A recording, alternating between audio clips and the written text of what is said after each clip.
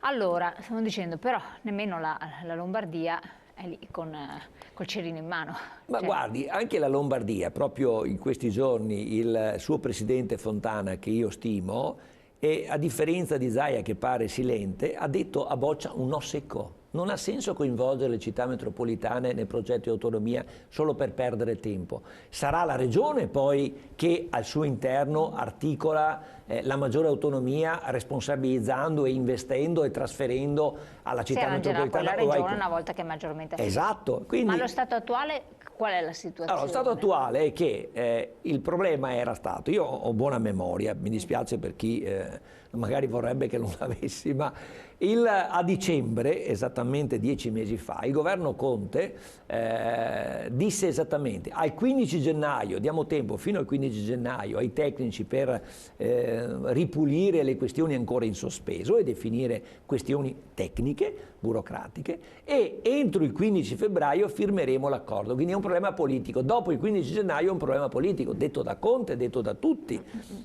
E il 15 febbraio si poteva firmare. Però il 15 febbraio eravamo a 2 mesi e mezzo dalle elezioni europee e quindi per le ragioni che dicevamo prima, che ha detto Feltrin, che ha detto Bertolissi, che hanno detto tutti coloro che con un po' di evidenza guardano e terzietà guardano i fatti, nessuno aveva interesse a andarsi, tra virgolette, a compromettere troppo, a impegnarsi, ad assumere responsabilità sul tema dell'autonomia. Quindi è rimasta là per ragioni politiche. Ma il problema era solo politico e è ancora oggi solo politico. Adesso Boccia, il buon ministro Boccia, sta cercando di confondere le carte, ha tirato fuori cose che i nostri costituzionalisti come Bertolisi dicono non ha senso. Non serve una legge quadro, c'è già la Costituzione legge quadro.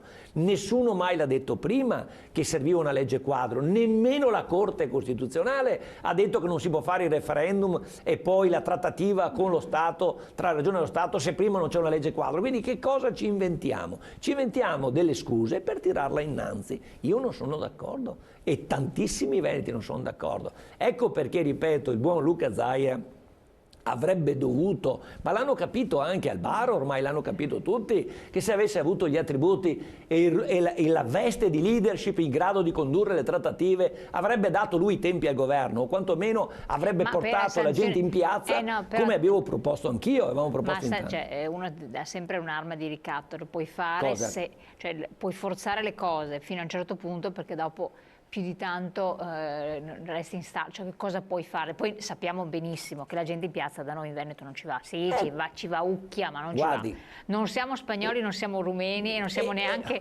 di Hong Kong, ma conosciamo i Veneti. Questo è vero, però un presidente come Zaia, col consenso personale che ha e con un risultato referendario come quello, se si muoveva coinvolgendo come poteva, come è in grado, il mondo associativo, tutta la realtà produttiva del lavoro, della scuola, dell'università, del Veneto, aveva il Veneto al suo fianco, avrebbe dato... Secondo lei un'azione così avrebbe potuto smuovere? Assolutamente sì, assolutamente sì, assolutamente sì, non ho alcun dubbio, solo che se uno va in scia del capo e il capo ha bisogno di altre azioni per aumentare il suo consenso, legittimo, ripeto, ma i veneti non siamo mica i servisciocchi di questa realtà politica, ecco perché, ripeto, pur apprezzando, io sono convinto che lui abbia cercato di fare quello che poteva fare, ma poteva fare di più, secondo noi, perché aveva e ha un consenso, guardi che il 98,1% è una cosa di una pesantezza, che non sarà metabolizzato politicamente da nessuna realtà partitica di governo. Sì, senza dubbio, comunque c'è anche da tener conto che un consenso che si manifesta in un certo modo, il nostro è un consenso, come dice lei, nella legalità, legittimo, certo, che dà un voto, istituzionale, cioè, tranquillissimo, assolutamente. Non è il popolo catalano che ha il fuoco dentro, che si muove. Ma parliamo di autonomia, capisce che parlavamo di autonomia, per cui è una cosa dovuta dallo Stato, non una cosa che noi dobbiamo pietire. Allora, va bene, quindi di questo abbiamo solo 3 minuti alla chiusura, io volevo affrontare anche la questione. Cosa farete a questo punto voi? Perché adesso non è più indipendenza veneta, siete diventati partito dei veneti, dentro ci sono quanti gruppi? Siamo 13 adesso, alcuni anche molto minoritari, però i più consistenti ci sono tutti. E tra l'altro è trasversale, alcuni anche che avevano, per dire, appoggiato la Moretti, e quindi era un'autonomia del Veneto che guardava il mondo di sinistra. D'altronde il tema dell'autogoverno prima e dell'autodeterminazione subito dopo è un tema o è trasversale oppure sì, certo. non passa. Quindi le categorie politiche centro, destra e sinistra da noi non esistono. Esiste chi ha volontà di dare una risposta concreta, seria, alle esigenze politiche dei Quindi veneti. dentro Amministratori, tanti amministratori. Tanti amministratori, certo. Quindi di liste civiche oppure anche di partiti? No, tendenzialmente sono quasi tutti senza tessera, quelli con i quali noi vogliamo rapportarci. Quindi i sindaci sono presenti? Sindaci presenti, avremo dei sindaci importanti che saranno presenti nelle nostre liste e che saranno presenti anche alcuni. Quindi persone che hanno esperienza, insomma, che hanno esperienza, che conoscono i problemi del territorio, che conoscono i problemi della gente, che hanno i piedi ancorati per terra, quindi grande ideale ma un progetto concreto. L'autogoverno immediato, lo Stato bisogna dargli tempi stretti, non c'è nulla da discutere. C'è una realtà analoga in Lombardia?